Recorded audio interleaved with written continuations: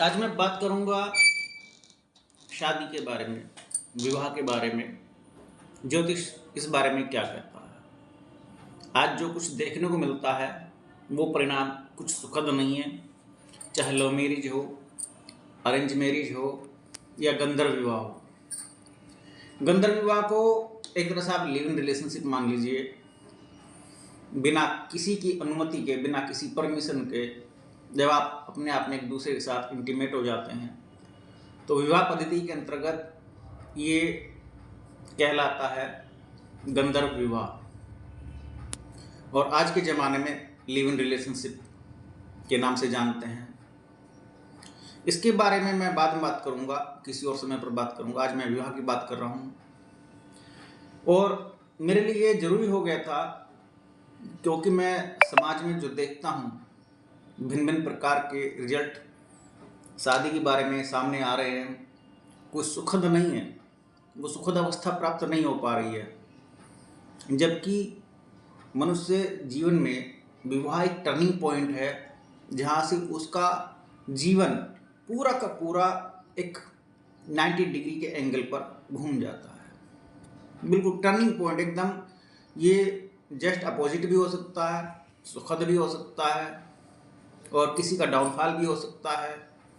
विवाह के बाद ऐसा भी संभावनाएं देखने को मिलती हैं कि विवाह करने के लिए किसी और के पास गए थे और विवाह किसी अन्य के साथ हो रहा है। ऐसा क्या होता है कि ज्योतिष के अंतर्गत विवाह को क्यों नहीं परखा जाता। वैसे भी विवाह पद्धति में ज्योतिष का रोल बहुत कम दिया गया है, केवल वैदिक कर्म कांड का रोल दिया गया है। आज इसी बारे में बात करता हूँ।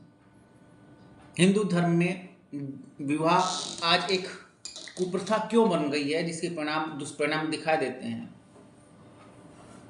समझने वाली बात है, जब कोई संस्कार व्यापार बन जाता है तो उसके दुष्परिणाम आने ही आने हैं। और वो दुष्परिणाम किस रूप में दिखलाई देते हैं। आपने विवाह किया, मतभेद हुआ, मतभेद के बाद आपने तलाक का मुकदमा डाला, खर्चे का डाला, या दहेज प्रथा का लगाया मुकदमा, या अन्य वायलेंस का लगा, किसी भी प्रकार का मान लीजिए। इसे दोनों पक्ष पीड़ित होते हैं, लड़के वाले भी और लड़की वाले भी। मैं व्यापार की बात कर रहा हूँ। इसमें व्यापार का लाभ कौन ले रहा है? वकील लोग, जज लोग, सरकार लोग। सरकार उठा रही है क्योंकि उसने एक संस्कार को नष्ट भ्रष्ट करके एक व्यापार बना दिया है। और उसका फायदा कौन ले रहा है? जब विवाह होता है तो विवाह से पहले बहुत सारी बुकिंग्स होती हैं। बहुत बड़ा बिजनेस डेवलप हो गया है। कम से कम से लेकर के लाखों करोड़ों रुपयों तक में व्यापार हो रहा है। किसका? विवाह का, जो कि एक संस्कार था। इसको व्यापार किसने बनाया? इसको व्यापार बनाया अंग्रेजों ने। उन्होंने हिंदू एक्ट हमारे ऊपर थोप दिया, हिंदू विवाह एक्ट 1955, और हमारे को बाउंड कर दिया कि हम एक ही शादी करेंगे। जबकि हिंदू धर्म में बहुविवाह भी है। और समाज की एक बात सामने आती है, जब जब समाज अपने जीवन में विपरीत परिस्थितियां पाता है तो कुछ ना कुछ नए रास्ते खोजता है। अंग्रेजों ने हमें बाउंड किया, उसके फलस्वरूप जो देखने में आया, सरकार ने इसको व्यापार बनाया। जो जन्म उत्पन्न हुआ लिव इन रिलेशनशिप का, गंधर्व विवाह का जन्म ज़्यादा उत्पन्न हो गया, जिसके फलस्वरूप समाज में जो कुरीतियाँ फैली, वो कुरीतियाँ आपके सामने हैं। सबसे ज़्यादा तलाक और केस, अन्य विद्रूप स्वरूप कह लीजिए, छोटे शब्दों में वो देखने में आता है। और ये विद्रूप अर्थात बुरा रूप विवाह का, विवाह के बाद परिणाम अच्छे नहीं है, सुखद नहीं है। इस बारे में ओशो रजनीश एक बहुत बढ़िया बात कहता है। प्राचीन लोगों ने जब ये जान लिया था कि मन चलायमान है, मन स्थिर नहीं है, मन के भरोसे विवाह की पद्धति को स्थिर नहीं किया जा सकता, बांधा नहीं जा सकता दो मनुष्यों को मन के भरोसे, तो उन्होंने शरीर के भरोसे विवाह का नियम बनाया। और ये बहुत हद तक सफल रहा और बहुत जगह सफल है। लेकिन जब शरीर भी नहीं बंध पा रहा है, लोग मन के अनुरूप निर्णय ले रहे हैं। मन के अनुरूप कौन से निर्णय ले रहे हैं? गंधर्व विवाह कर रहे हैं, लिव इन रिलेशन ज़्यादा डेवलप हो गई है, तो विवाह के दुष्परिणाम सामने आने शुरू हो गए हैं। चाणक्य ये कहता है कि विवाह एक उस विष की तरह है, उस जहर की तरह है, अगर उसका सही मात्रा में सेवन नहीं किया गया तो जैसे शरीर में जहर जाने के बाद भिन्न भिन्न प्रकार के उपद्रव करता, कष्ट देता, बहुत प्रकार के कष्ट उत्पन्न हो जाते हैं, व्याधियां, रोग उत्पन्न हो जाते हैं, वैसे ही विवाह अगर सही प्रकार से संपादित नहीं हुआ तो नाना प्रकार के उपद्रव, उत्पात आपको जीवन में देखने को मिलेंगे। चाणक्य कहता है, बिल्कुल सटीक बात है, मैं सच सहमत हूँ।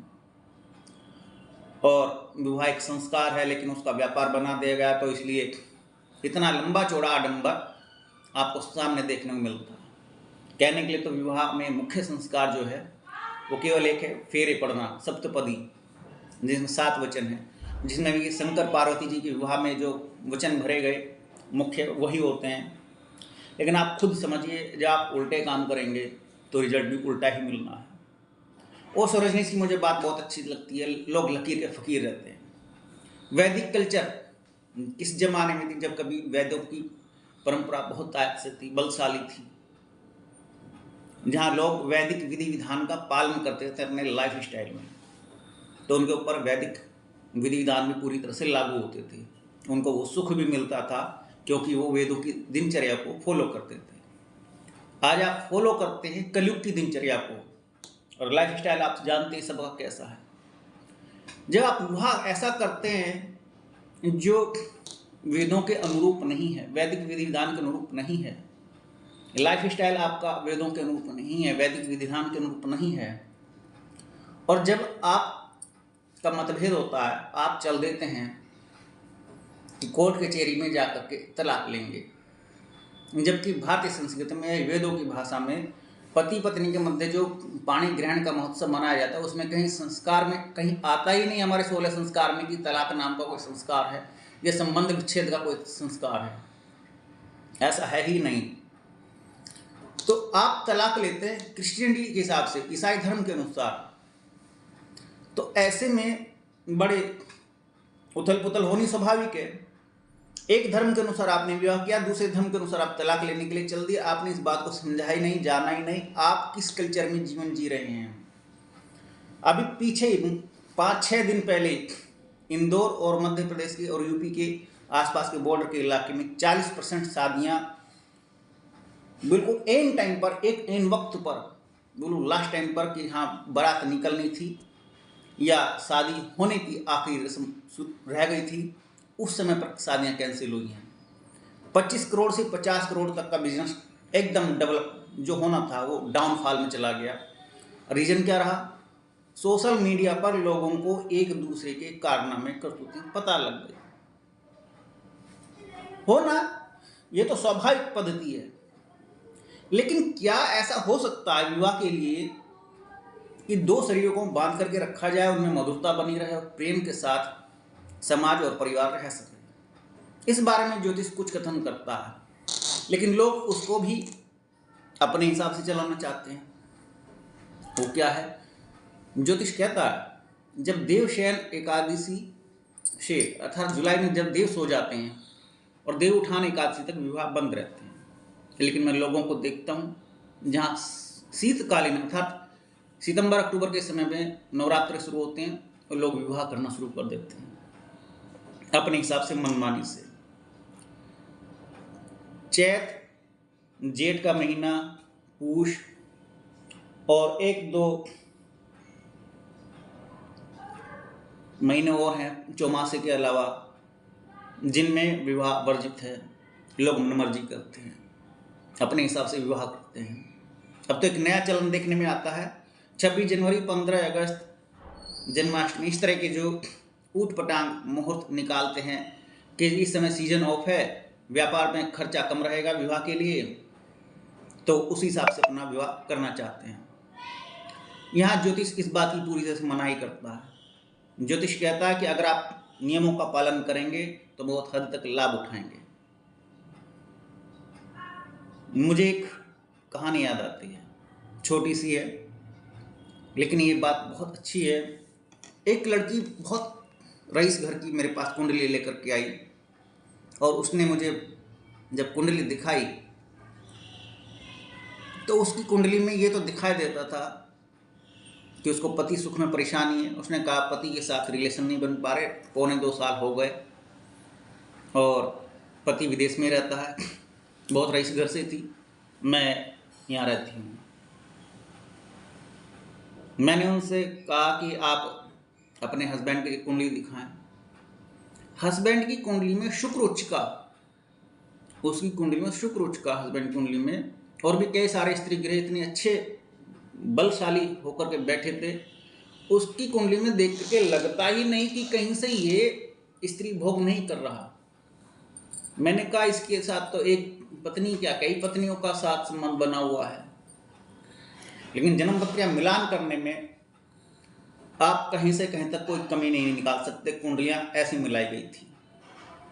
मैंने सीधे पूछा, एकदम दिमाग में क्लिक हुआ, आप ये बताइए शादी कितने की हुई? लड़की ने कहा 80 लाख, लगभग 1 करोड़ के आसपास की शादी थी। 1 करोड़ की शादी होना लगभग मायने रखता है। मैंने कहा कुंडली फर्जी बना करके मिलाई गई है और बिल्कुल ऐसी मिलाई गई है कि आपसे माल लिया गया है और इसी बात के लिए शादी हुई है। अन्यथा लड़के की जन्मपत्री में तो इतना बड़ा सुख है, पत्नी का भी और स्त्रियों का भी, कि आप इसको प्राप्त कर लेंगे। जबकि आप पत्नी होकर के पति से दूर बैठी हुई हैं। तो ये खेल बहुत चल रहा है आजकल, ज्योतिष में बहुत खेल चल रहा है। लोग पैसा देख करके दूसरे माल हड़पने के लिए इस विवाह नाम की संस्था को, विवाह नाम के संस्कार को भी दुरुपयोग करने से नहीं छोड़ रहे हैं। तो विवाह के लिए ज्योतिष का जो आकलन है वो इतना विशद है कि जीवन की 2 विपरीत धाराओं को आपस में मिलाकर के रखना और उनको चलाना, एक लड़का एक लड़की, एक दक्षिणी ध्रुव एक उत्तरी ध्रुव, एक माइनस का पॉइंट एक प्लस का पॉइंट, उनको साथ में चलाना और उनसे एक नई उत्पत्ति जन्म लेना जो समाज के लिए और देश के लिए लाभकारी हो, उसके लिए ज्योतिष का विस्तृत रूप से गहन अध्ययन होना चाहिए कुंडलियों का, तभी विवाह संपन्न होना चाहिए। केवल उथले ऊपरी स्तर पर ज्योतिष का उपयोग करने से विवाह टिकेगा ही नहीं। जैसे आप केवल गुण मिलान कर लेते हैं, कंप्यूटर में डाले गुणों को मिला लिया, गुणों के मिलान करने के बाद भी बहुत सारी चीज़ें ऐसी हैं ज्योतिष के अनुसार जिनमें विवाह संपन्न करना सही नहीं माना जाता। मंगली का मंगली से ही विवाह होना चाहिए, लोगों ने इसका भी तोड़ निकाल रखा है। फल दीपिका में साफ स्पष्ट रूप से लिखा है कि मंगली का मंगली से ही विवाह हो, लेकिन लोग कहते हैं 28 के बाद मंगली का असर खत्म हो जाता है, विवाह कर देते हैं। रिजल्ट आप सबके सामने है। समाज का जो रिजल्ट है वो ये बतलाता है कि कहीं ना कहीं नियमों का पालन नहीं हो रहा। जब 2 व्यक्तियों का, लड़की और लड़के का, आपस में दशाएं उल्टी चल रही हैं, एक की शनि की, एक सूर्य की, एक की चंद्रमा की, बुध की, एक की राहु की, शनि की, तो कैसे संभव है कि विवाह के बाद शांति बनेगी? और लोग विवाह कर देते हैं। तो ज्योतिष को इतना हल्का लेना कि उसका पालन ना करना या अपने मन के अनुसार विवाह कर लेना और बाद में पंडित को, ब्राह्मण को और ज्योतिष को अपशब्द कहना, ये भला कहाँ की अच्छी परंपरा है। इससे सब्जेक्ट की गरिमा गिरती, इससे भारतीय संस्कृति की गरिमा गिरती है। मेरे मन में जो विचार आए मैंने प्रस्तुत किए, और अगर आपको चैनल पर कुछ अच्छा लगता है, ज़्यादातर चैनल जो है आध्यात्मिकता का है, स्पिरिज्म का है। आज मैं रामचरितमानस, ओशो और गीता को व्याख्यात कर रहा हूँ। गीता कर चुका हूँ, अभी और करूँगा, तो आप उसको सुन सकते हैं। आज के लिए नमस्कार।